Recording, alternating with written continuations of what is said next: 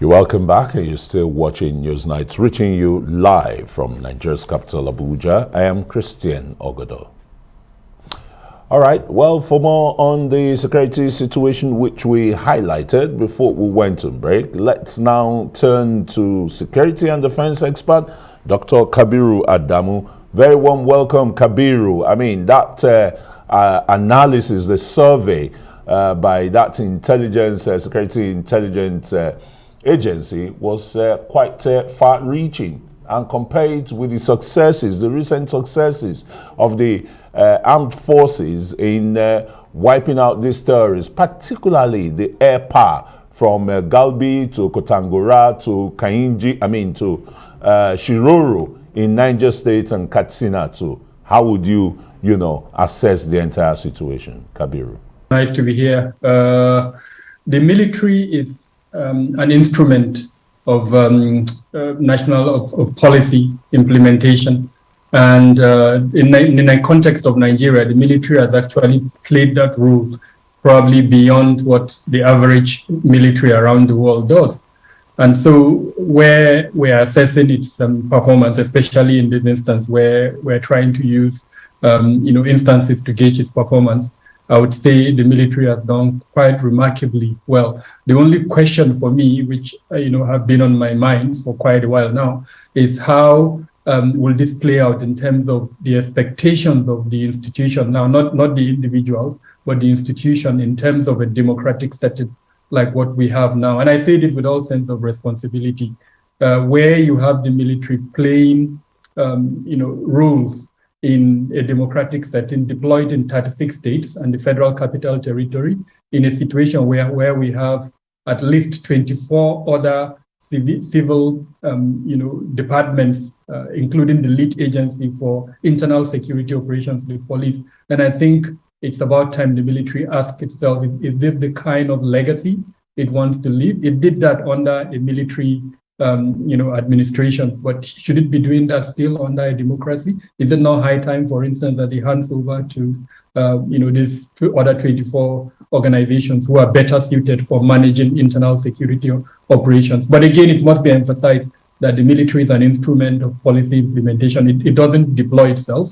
It is deployed by the politicians to go and do these internal operations. Absolutely, Kabiru. And speaking about reports, I am looking at one released by your agency, speaking about Beacon Consulting, where it says, from January until July, over 7,000 Nigerians have lost their lives. And I'm worried about some of the statistics, especially looking at how it's spread across the geopolitical zone. Borno State, according to that report that you released, has the highest number of fatalities. But if you go by geopolitical zones, it's actually the North Central. Talk to us what we're seeing here in terms of the shift and move when it concerns insecurity across the country. Thank you. So the most obvious thing is the non-state actors who are challenging the supremacy of the use of force by the state.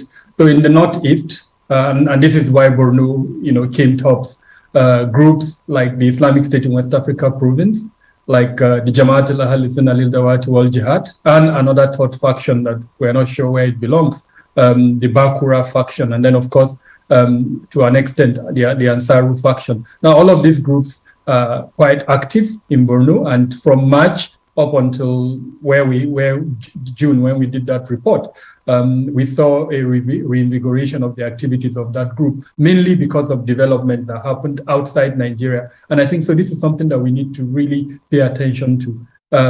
Just like the president said not too long ago, terrorism is not local, it's international. Happenings around the world affect developments here in Nigeria. So the leader of IS was killed, and then a new leader was announced, and he called on affiliates around the world to become active. And we saw increase in attacks in Nigeria. And incidentally, including the Kuje prison attack, it's indirectly a response to a call by a leader from an international organization. Now, in other parts of the country, such as the Northwest, is the activities of these non-state actors, the bandits, and to an extent terrorist groups like Ansaru who have also been killing a lot of Nigerians. And then, of course, in the North Central, the same thing. Now, in the Southeast, it's secessionist group and affiliated gunmen who have also been killing. So one key element that runs across all of these regions is the activities of these non-state actors that are challenging the supremacy of the use of force by the state. And unfortunately, they're doing that quite successfully. Yes, Kabiru, as an expert, on security issues, the Nigerian government has employed both kinetic and non-kinetic means of, bringing this insurrection, as some of us would say, to an end. And the Air Force, the Nigerian Air Force, launched Operation Show No Mercy. That's why maybe we're having this relative peace around the Federal Capital Territory, because we know, from intelligence, how much they flushed out these terrorists. Shouldn't, these operations Show No Mercy by the Air Force continue, and the ground forces moving, to really synchronize this synergy, so that once and for all, like Governor Rufai said, this terrorists can be wiped out in just a fortnight? I would like to be as realistic as possible. I would love for these operations to continue. And by the way, Operation Show Mercy is a joint force operation, as far as I know, and it covers the entire country. And I must say that July was significant. I can't remember in the history of Nigeria when in 1 month alone, we had 3 National Security Council meetings. We had that in July. And in one of those meetings, we had the president giving an unfettered directive, as it were, to the security forces to contain the insecurity challenges we have in the country. And since then, we saw operations like Operation Show No Mercy.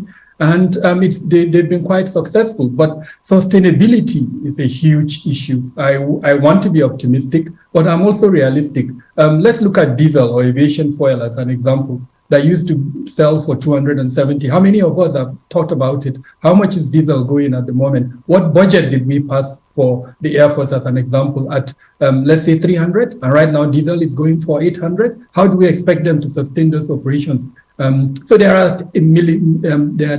factors that would make it quite difficult for those kind of sustainability. And that is why some of us are saying, let's use precision style operations where we have tactical units in almost all our security agencies. This is the time for these tactical units to show their prowess with precision style operations. Like it will happen all over the world, where you have these gunmen. We know who they are. They've been identified. We know their camps. So why don't we use precision style operations? Take out the head, limit their ability to generate funding. We've been able to identify that ability.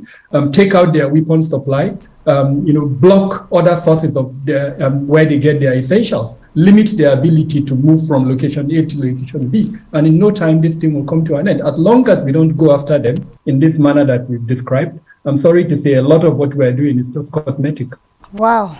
Dr. Kabiru Adamu, a security expert. Of course, you did say that July was significant. In the longest time, we haven't seen 30 soldiers killed in 1 week. We saw that in the month of July. We'd have to say thank you so much. And of course, well done for all that you do, as well as well done to all of our security men who are out there ensuring that we can go to bed and sleep with our eyes closed.